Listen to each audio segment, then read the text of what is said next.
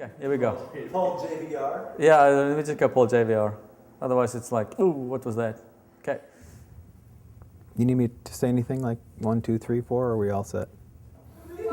You try to get me in 15 seconds. Wait till he sits down here. Boy, it ain't going to happen. Yeah, but that's Sorry, guys. Now I'm thinking, what if we have Mike? how'd you get roped into your first marathon? Yeah, great. Okay. I'm looking at the camera, right? Is it a better thing that you or your congregation can Well, to be do? honest with you, when I first... We just come back in the zone. Okay.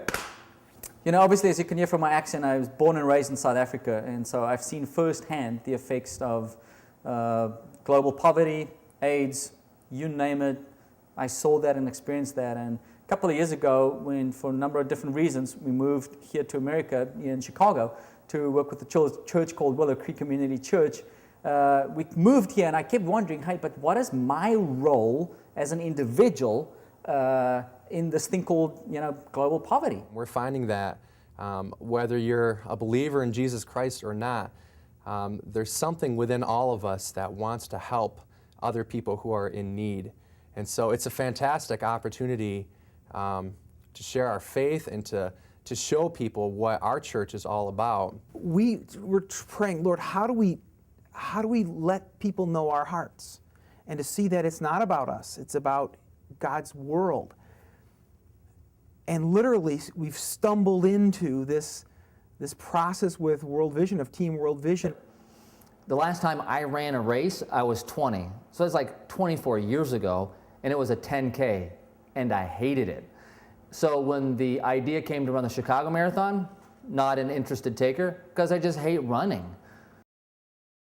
I wasn't really the type of guy that ran any type of long distance at all. I was the type of guy who would go to gym and do the good old 20 minutes on the treadmill. One of the major things that actually sold me on running the marathon was to do it with such a worthy cause as World Vision. Ryan, our worship leader, came to me and said, Bob, we should do this. And you know, he goes, but it really will work as if you and I are in it because we're leaders.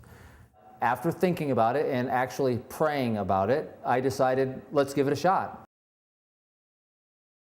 We really didn't think maybe but 1 or 2 people out of maybe 1,000 would actually say, we'll run the marathon. I mean, who comes to church on a Sunday morning and signs up to run 26.2 miles? Nobody. But we made the ask. We put the challenge out there and had no idea how people were going to respond. I thought to myself, yeah, maybe we'd get 30. 20, 30. Then all of a sudden, it's 100. We had no idea so many people would sign up. And to our surprise, out of our 2 services, 50 people said yes.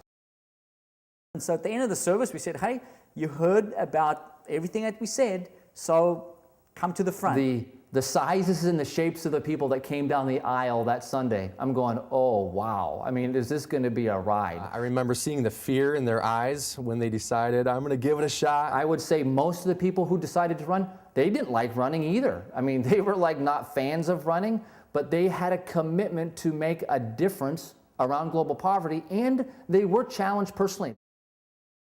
We would get up early every Saturday morning and do our long runs together. And you see the same faces, the same people. We inspired one another. We shared stories. I had 3 simple goals. Hate running less each time I ran, train well enough to make it to the starting line, and finish before the course closed.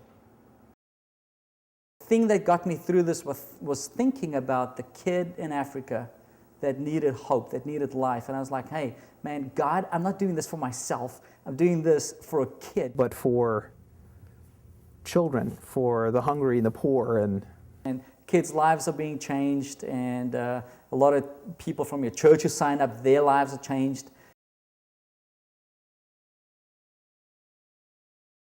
If we had tried to write a check as a church to World Vision, it would have dwarfed in comparison to what actually was raised by people. I had no problem raising support and going to my family members and my friends. Because people took ownership personally in this. I mean, they were personal owners of something they were doing. They're running a marathon, and their ask to friends and family was actually quite easy.